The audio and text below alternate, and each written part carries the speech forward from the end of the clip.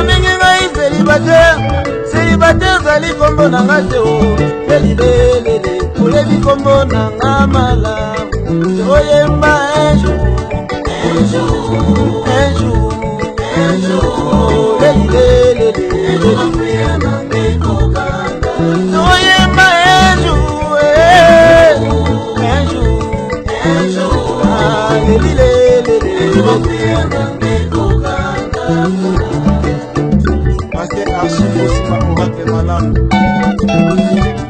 ate bobenga ngai na mela milangi mama kota ata na molongo ya ana ye yesu na yo ayebi kombo na yo malamu.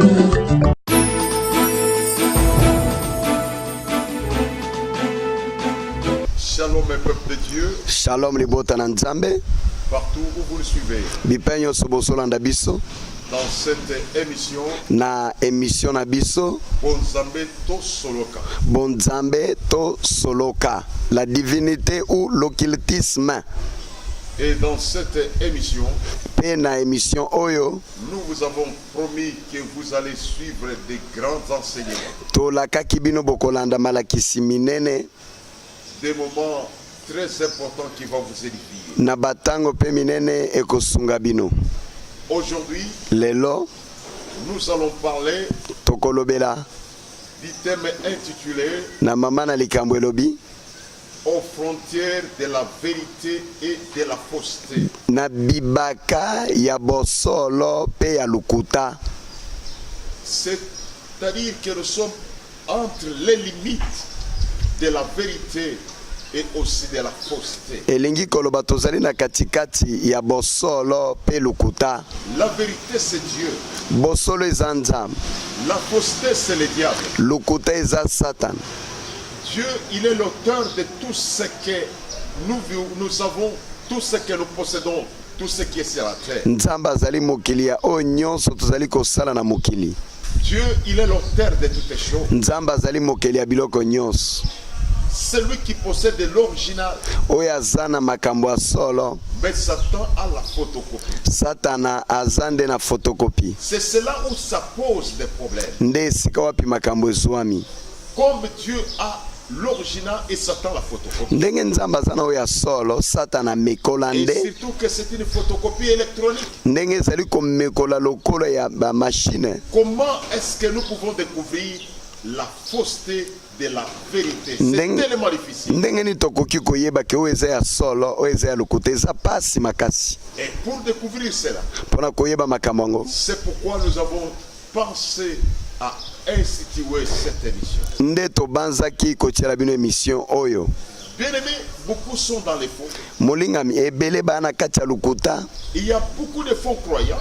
Ebele pe ya kosambela lukuta basali. Et qui combattent les vrais croyants. Bazali kobundisa basambele ya solo. Souvent ce sont les faux qui condamnent les vrais. Mingi ya lukuta nde bapesa ke tumuna ya solo. Et parfois les vrais et les faux s'entremêlent. Il n'y a pas moyen de découvrir quelle est la marge de séparation. Mingi ya solo lukuta kotana lulenga koyeba solo esalite. Comment est-ce que nous pouvons découvrir cette lumière? Neto koki koyeba pole wan. Bien-aimés, regardez un peu cette réalité. Bota la solo wan. Les pharisiens qui sont perdus. Ba falisai oyo babungaka. Qui sont dans les mensonges. O bazalaki na lukuta. Qui sont dans l'égarement. Bazali na libungi. Ils croisent Jésus. Bakutana na Yesu. Ils déclarent que c'est Jésus qui opère avec Belzébul. Bazota to la balobi Yesu so sala na Belzébul. Ça c'est Matthieu chapitre 12. Wana Matthieu 12. Le verset 24. Molongo mwa zomi mibale na mine. Et vous sautez, vous allez lire le verset 26. Toko sauter totangi 26. Il est tellement difficile et ça tellement passé. C'est très difficile. Pour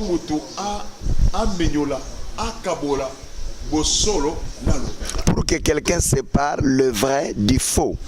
Ce sont des histoires tellement entremêlées. Et ça makambo e kotana. C'est pourquoi, bien-aimés dans le Seigneur, nous avons pensé à relever quelques points pour que vous soyez édifiés. Lorsque nous regardons dans la Bible, nous allons croiser une cité appelée Samarie. La Samarie, c'était une garantie pour le peuple d'Israël. Samarie ezalaka garantie pour na bana Israël. Samarie c'était les garants même de la pensée divine. Ezalaki bofandisi ya makanisi na Nzambe. Les gens de Samarie étaient les gens qui gardaient encore la divinité, la pensée divine de Dieu. Bato ya Samarie ezalaki bato babombaki makanisi ya bonzambe. Les grands prophètes qui ont opéré de grands miracles se retrouvaient en Samarie. Basakoli ya minene basala bikamisa minene babimelaka na Samaria. Quand vous lisez 2e Roi chapitre 5, soko tangi bakonzi ya mibale molongo mwa mitano, vous allez vous retrouver qu'avec le prophète Élisée, bokokutana na mosakoli Élisée à partir du 2e Roi chapitre 5 verset 3 et puis le verset 8. kobanda na bakonzi ya mibale molongo mwa mine ya mibale. Lorsque Naaman est tombé malade, tango Naamani akweyaka na la bokono, fillette lui a dit, mwana mwasi ya mugabisaka si ye, tu pouvais aller à Samarie soko okendaka epai na biso na et Samaria croiser les prophètes, kokutana na tu mosakoli pouvais trouver la guérison. olingaki ozwa lobiko. Donc Samarie, c'était l'endroit où on pouvait encore retrouver la manifestation de Dieu, Samaria ne epai bande kokutana bomonisami ya Nzambe, la puissance de Dieu. nguya na Nzambe. Donc c'était les gens qui protégeaient encore la chose de Dieu. bazali bato bande kobatela eloko ya Nzambe. Du temps de Jésus-Christ, Na ntango ya Yesu, la femme samaritaine, mwasi musamaria Jean chapitre 4, le verset 9, Yohane molongo mwa mine mokapo elle mwa mine confirme disant azotatola lobi que et les Samaritains n'avaient pas de relation avec les Juifs. basamaria na bayuda babandaki koyokana te. C'est-à-dire les Juifs avaient déjà perdu la pensée de Dieu. bato ya juife babungisa makanisi ya Nzambe, Bayuda babongisaki bonzambe, bayuda babungisaka mais bonzambe, bonzambe etikalaki na Samarie. mais la divinité restait en Mais Samarie. tala que mwana mwasi wana azo se réclamait même de la descendance de Jacob. Regardez ke mwana mwasi wana bandaki koloba ke ye azali ya libota koko penza Le ya verset Jacob. 12 dit que notre père Jacob a creusé ce puits. Na verset 12 ya Jean 4 alobi tata na biso Yakoba ne mutu atimbola libula oyo. C'est-à-dire Jacob qui est appelé Israël, parce que quand on parle d'Israël, on voit Jacob. Elingi koloba Jacob amibenga Israël, Israël nda bengama Jacob. Mais ces gens se réclamaient de la pure génération des gens qui gardaient encore la divinité et la promesse de Bato Dieu. bana komibenga penza bakitani ya solo ya Jacob abombaki Mais bilaka na regardez ce Nzambe. qui se passe avec Samarie. Nini esalema na Samaria. Pour encore tel c'est bien que c'est tellement difficile au Menyola, au Kabola, Bosolo, Nalukuta. C'est pour vous montrer que c'est difficile de séparer le vrai du faux. Tellement que Satan biloko asalaka, c'est presque à 99,9% le corps de biloko asalaka. Voir des choses que le diable fait, vous remarquerez à 99,9%, c'est comme si c'était Et de ce Dieu. pays de Samarie, Mboko ya Samaria. en Acte chapitre 8, verset 9 à 10, Na acte 8, 9 à 10. là où on pouvait croiser des prophètes et les gens qui gardaient la parole de Dieu, Est-ce qu'on a kokutana basakolo bana ko botele lo on bananzam. y croise un certain Simon le magicien. Bakutozo mona kuna simutu moko Simon le magicien. Et quand Simon le magicien opère à Samarie, Tango Simon mutu asolo ka osala na Samaria. la Bible nous dit que tous ces gens-là disaient de Simon que c'est la puissance de Dieu. Grand Dieu. C'est-à-dire, ils croient que c'est la puissance du véritable Dieu. Bato babanda kondima ke wana ezalaki nzambe munene po Simon bakomi ye na de ya munene. Et on dit cette puissance s'appelle la grande. Balobi nguya yango kombo nango Mon la frère et grande. ma soeur, vous devez comprendre que nous sommes à la période de la confusion. Ndeko na mobali mwasi oyeba ke tokomi na tango ya iki mbutu mbutu. Où on ne sait plus encore déterminer la puissance de Dieu. Disséquer la puissance de Dieu de la puissance satanique. Epai wapi tokoki koyeba malamu penza te nguya na nzambe pe nguya Satan. Mais il avait fallu qu'à Samarie, Pierre et Jean puissent y descendre. Esengelaki na Samaria Petelo na Yohane bakita Pour que le Saint-Esprit puisse y entrer. po ete molimo na nzambe akota. Il avait fallu que réellement Philippe descende à Samarie. Esengelaki Filipo akita kuna Pour que Simon le magicien soit déclaré. po ete Simona mutu asoloka De la aiba même manière, lolenge moko. Samarie c'est l'église de Dieu actuellement. Samaria azali lingomba na nzambe La lelo. véritable église. Lingomba ya solo Qu'est-ce que nous voyons dans cette église? tozomona nini? Assiégée par les magiciens, Bato asoloka bakota, assiégée par les occultes. bato akisi bakoti. Cela n'est pas étonnant Wana ezali kokamwa de te. voir qu'un devin peut devenir facilement un prophète. Komona nganga komi mosakoli.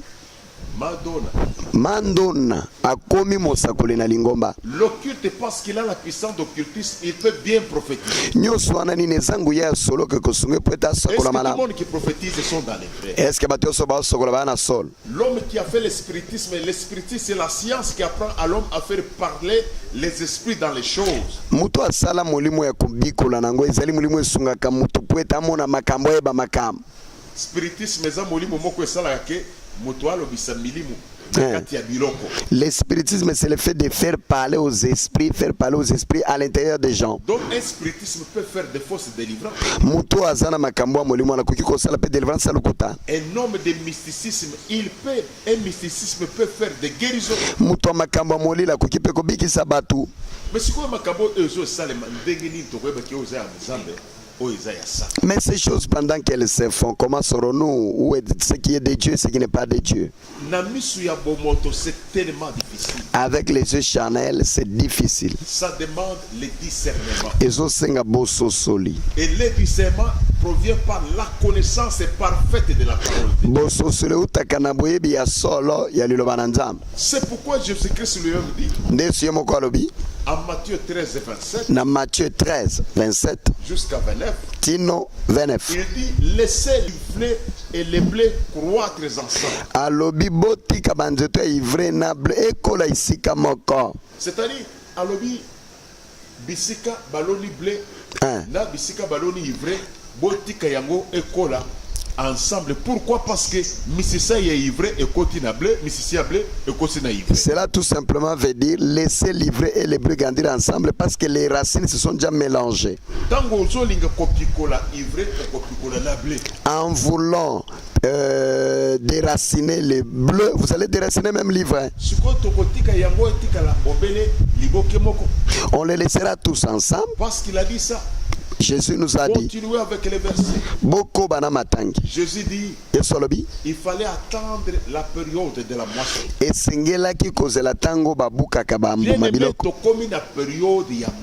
Bien aimé, nous arrivons au moment de la moisson. La Bible dit. Dieu dit à Daniel quel secret ces choses. Au temps de la fin. Les gens les liront et la connaissance augmentera. C'est pourquoi mon frère et ma sœur commis na tango ya suka. Nous sommes arrivés au dernier temps. Eza période oyo tokende kotali sabino polele comment est-ce que les faux sont en train d'opérer. Nous allons vous montrer clairement comment batomabe bakota.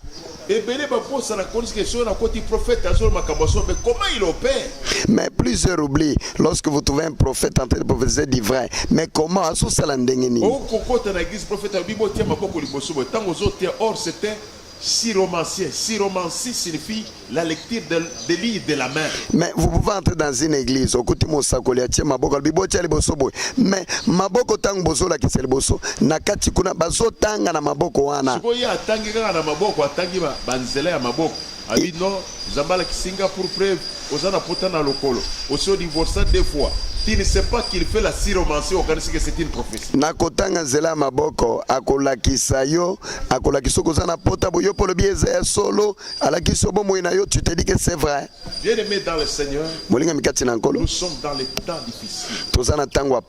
Il nous faut qu'il y ait les gens qui connaissent ces choses-là, les mondes sataniques et qui connaissent le monde de Dieu pour qu'ils puissent nous révéler la vraie vérité.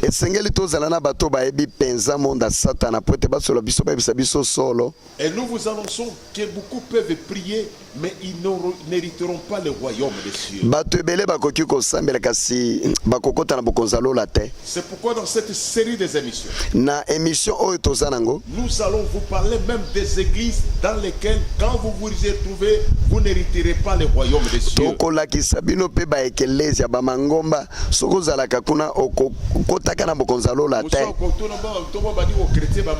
Jésus-Christ dit aux pharisiens, vous faites des enfants de la Guyenne 2 fois plus que vous. C'est-à-dire les pharisiens ne seront jamais sauvés. Mais plusieurs vont me poser des questions.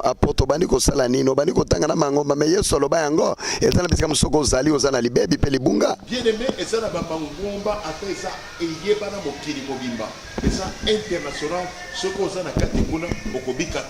il y a des églises bien-aimées, même si elles sont internationales, des religions, sache que vous ne serez jamais sauvés. Pourquoi? Parce que Satan opère de deux manières. Il y a les gens qui sont conscients et les gens qui sont inconscients. Les gens qui sont conscients, c'est-à-dire ils ont signé des pactes avec le monde satanique. Ils ont des maîtres spirituels. Les maîtres spirituels, c'est-à-dire des enseignants spirituels qui les enseignent les sciences mystiques. Mais il y a aussi de ces gens qui, par mégarde, par ignorance, parce que la Bible nous dit mon peuple meurt par faute de connaissance.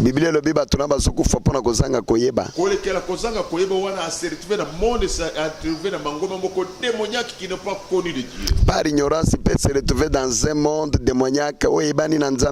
Et ces gens-là croient qu'ils servent Dieu, or ils ne servent pas le Seigneur selon sa volonté.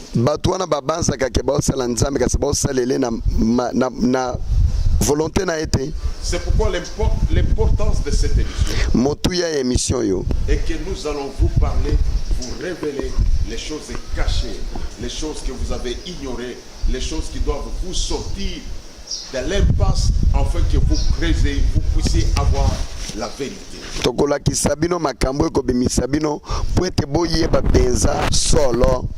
Vous devez comprendre, mon frère, ma soeur, que Satan opère aussi parfois les histoires semblables à celles de Dieu. Moïse a fait des serpents avec la baguette ou avec les bâtons qu'il avait à la main.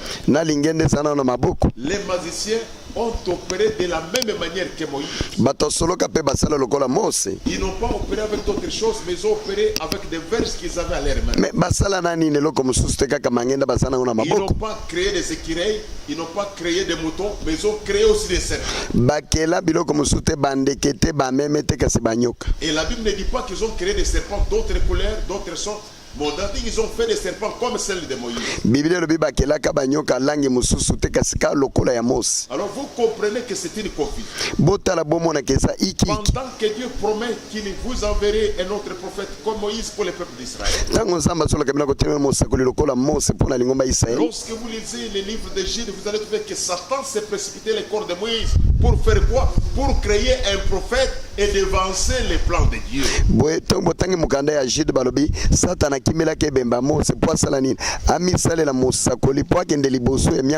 Donc vous comprenez que Satan fait que copier, imiter Dieu. Mais il nous faut une connaissance parfaite. Il faut qu'il y ait les sentinelles qui vont s'élever et qui vont crier afin que le peuple soit éclairé. C'est pourquoi cette chaîne, la sentinelle est déjà là. Avec l'expérience de la Bible que nous avons. Et aussi avec l'expérience de la vie passée dans le monde. Nous allons vous aider. Afin que vous puissiez découvrir la vérité. Supposons que quelqu'un avait vu comment est-ce que le magicien avait fait autant de serpents plus que Moïse.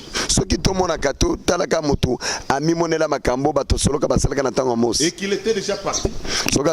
Sans voir la suite. Il pouvait aller raconter que Moïse va dominer. Mais il pouvait dire que raconter aux gens que Moïse on l'a surmonté par des magiciens. Il pouvait Moïse mais il pouvait dire que Moïse aussi c'est magicien. Il y a d'autres magiciens qui ont fait une formule plus que lui. C'est pourquoi mon frère et ma soeur, ce n'est pas étonnant que ce qui se passe dans le monde de Dieu puisse se faire aussi dans le monde satanique.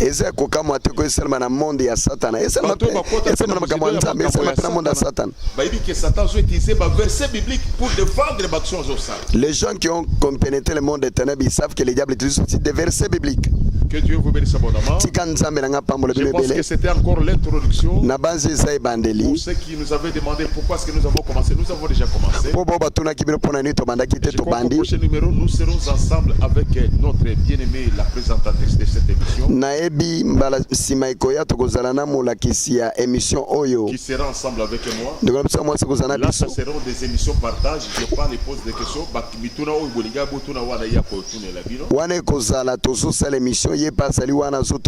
Elle posera toutes ces questions. Ce sont des enseignements partagés. Et nous, au prochain numéro, nous allons parler sur les témoins de Jéhovah. Wana na émission ikoya tokolobela na we tali bandeko na biso bato témoin ya Jéhovah. Mais nous vous disons déjà, est-ce que les témoins de Jéhovah peuvent être sauvés? Motuna moko totuna, est-ce que bandeko na biso témoin de Jéhovah, est-ce que bakosungama bakobika? La Bible va nous répondre. Biblia ekoyano la biso. Et votre humble serviteur va vous répondre. Pe moko musala nzamba koyano la bino. Ok, nous disons un grand merci.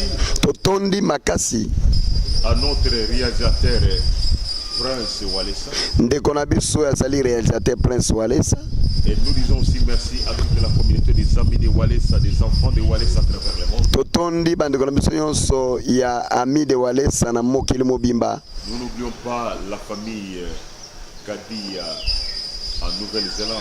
Tozobo sanate ndeko na biso Kadia na Nouvelle-Zélande. Maman Beya Kadia. Que Dieu vous bénisse abondamment. Samba pambola bino ebele. Et je sais que vous nous suivez en famille. Et pas bolanda kabiso na libota. Et tous ceux qui nous suivent au Canada. Na ba yoso Hollande biso na Canada. Sans oublier ma sœur propre Natasha Kuyiku. Na kobusana tende konanga mwasi penza Natasha Kuyiku. Qui est une grande partenaire pour moi, qui nous aide à ce que nous puissions réaliser des émissions avec beaucoup de facilité. Azali musungi monene asunga biso tosala mission na biso na pete nyonso. Et qui intervient souvent quand nous en avons besoin. Que Dieu vous bénisse abondamment. Oya sunga biso soki pose zali nzambe nanga apambola bino. Et nous bénissons tout un chacun qui soutiendra aussi cette émission. Toso pambola mutu nyonso akosunga biso na émission oyo. Et tous ceux qui en partagent aussi. Ba baso kabwana na émission. Sans oublier notre bien-aimé Diago à Paris qui a toujours partagé aussi nos émissions. Na kobusa na tende na biso Diago oya kabala biso na émission na biso. Et notre sœur Niclette Wangi connaît sur Niclette Yaya qui partage aussi cette émission sur Facebook. Nande kona biso kuna o batangi bakombo. Que Dieu vous bénisse abondamment. Nzambe nanga pambola bino ebele. Et nous n'oublions pas que le numéro est en train de passer sur votre petit écran. Tokobusa na te ke numéro ezole kanase ya baikana bino. Vous avez des questions, vous avez des suggestions, vous allez poser, nous allons vous répondre. Bozana mituna, bozana elekambo soluka tokoyano la bino. Sans oublier mon interprète. Nakobosa na te molimbo linanga. Pasteur Rodrigue Kassongo. Pasteur Rodrigue Kassongo. Je crois qu'aujourd'hui vous avez senti qu'Azaki a quoi kolemba. Na bansi lelo bokanisi ke Azaki ma kolemba mukemba la sima. Il va bien se ressaisir. Ako zongela. Nous vous disons que dans cette émission, nous vous parlerons de beaucoup de choses. Est-ce qu'un homme de Dieu peut être possédé? Tokola kisabino pe na émission ko ya sima. Est-ce que mutu na nzambe musana nzambe kokanga na milimo mabe? Est-ce que mutu na nzambe bakoki kolonga? Est-ce que un homme de Dieu peut être ensorcelé? Est-ce que un homme de Dieu peut mourir avec une maladie? Est-ce que mutu na nzambe koki kokufa na bokon? Alors des questions comme ça nous allons répondre. Mituna ya boye tokoyano la bino na makomi. Toi qui as choisi cet espace, restez toujours branché. Yo mutopo na émission yo Show TV tikalaka wana okopambolama. Toi qui nous suis, Lukape Baninga Msupe Sabango lié wana. Balanda Kabiso, chaque semaine, nous allons vous mettre des choses qui vont vous. Vous qui nous suivez, restez toujours, cherchez même d'autres amis, suivez-nous. Nous vous parlerons même de l'organisation satanique. Comment est-ce que Satan est organisé? Mais parce que vous comprenez mon frère, sur cette terre, nous avons deux grandes puissances. La puissance de Dieu et la puissance du Satan. Na puissance ya Nzambe ne ya Satana, monde ya Nzambe ne ya Satana ont pour le point focal c'est l'homme qui est toi. Mais monde ya Nzambe ne ya Satana et pas wapi babundela keza yo mututu. Alors, vous devez découvrir comment est-ce que Satan est organisé, comment Dieu aussi est organisé. Parce que vous ne pouvez pas comprendre quelque chose que vous ne maîtrisez pas.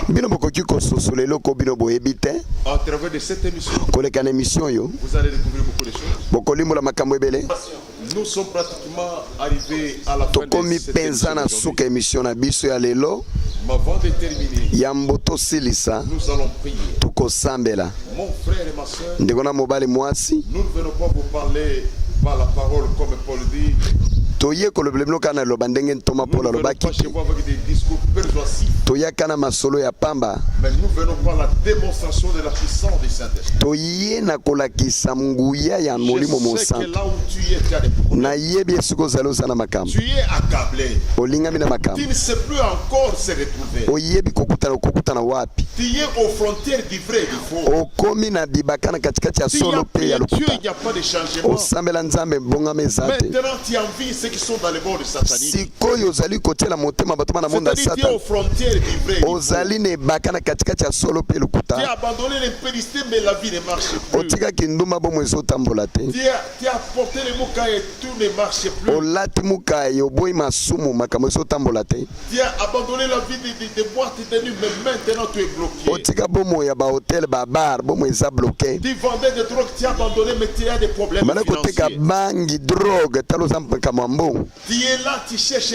les documents de résidence mais ça n'arrive pas. ozala ozoluka mikanda ya bofandi bayebo na mboka ozozwa te Tu travailles comme un robot jour et nuit osala mosala lokola robo butu na moi mais il n'y a pas de résultats, il n'y a que des factures qui arrivent et tu dépenses tout au biyano facture. eza te nyonso esilaka na makambo Jamais tu as déjà fait des économies qui tiennent. nano bomba mbongo Il y ezosimba a te quelque chose dans eza ton na foyer. eloko na bomoi na yo Nous allons le découvrir petit à petit à partir de cette émission. tokoyeba yango koleka na nzela ya mission Mais pour le moment, je vais prier. mpo na ntango nalingi nasambela Les dieux du ciel, nzambe na lolo les dieux qui nous a établis, nzambe atia biso les dieux de Wallace, nzambe ya walesi ils vont faire quelque chose. akosala eloko Mets la main sur la poitrine, tia loboko na tolo na yo nous allons prier. tolingi tosambe Tendre Père, tata na bolingo Dieu de bonté sans limite, nzambe ya bolamu ezanga les suka dieux des alliances. nzambe ya boyokani Tu as fait des alliances avec Abraham. osala boyokani na abrahamu Et tous ceux qui priaient par l'alliance d'Abraham, ils voyaient la réponse. nyonso nde kosambela na boyokani ya abrahamu ande kozwa Tu as biyano fait l'alliance avec Moïse. osala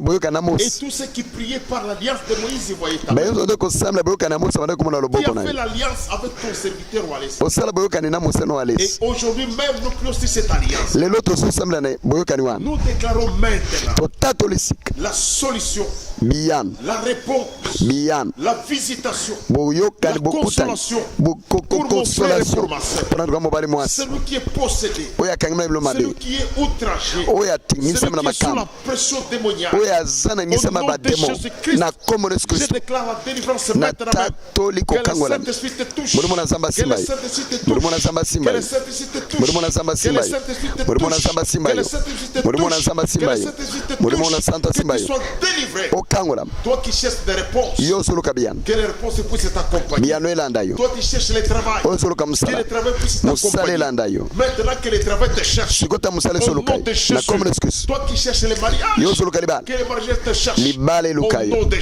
Jésus. kombo na yesu Toi kristo qui cherches la stabilité, yo que la osoluka stabilité kofanda malamu t'accompagne, kofanda au malamu nom de elanda yo na Jésus. kombo na yesu kristo Sois délivré, kangola sois béni, pambola sois consolé, pambolama sois visité, nzambe sois atambolela yo assisté nzambe au nom asunga de yo Jésus. na kombo na yesu kristo Nous avons ainsi prié. tosambeli tolobi Amen. amen Dès que Dieu te visite, soki nzambe apamboli yo écrivez-nous pour témoigner la gloire de Dieu. komela biso tatola monene na nzambe Pour cacher témoignage, ne cache pas ton témoignage pour qualifier votre mission. c'est pour édifier d'autres personnes Zamba pambola yo, que Dieu te bénisse Zamba pambola. C'est Nabiso Komela Kibiso. que Dieu bénisse la sœur qui nous a écrit au Canada. On avait pris pour le travail, Dieu lui a donné le travail. Que Dieu te bénisse. Toi que Dieu visitera, nous sommes sûrs.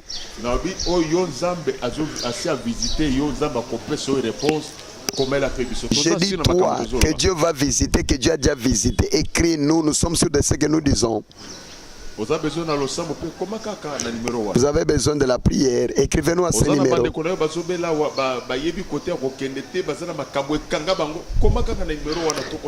Vous avez des frères ici qui ont des problèmes. Écrivez-nous, nous allons les aider.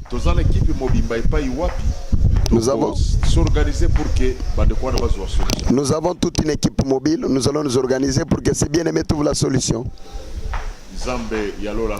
Que le Dieu des cieux vous bénisse.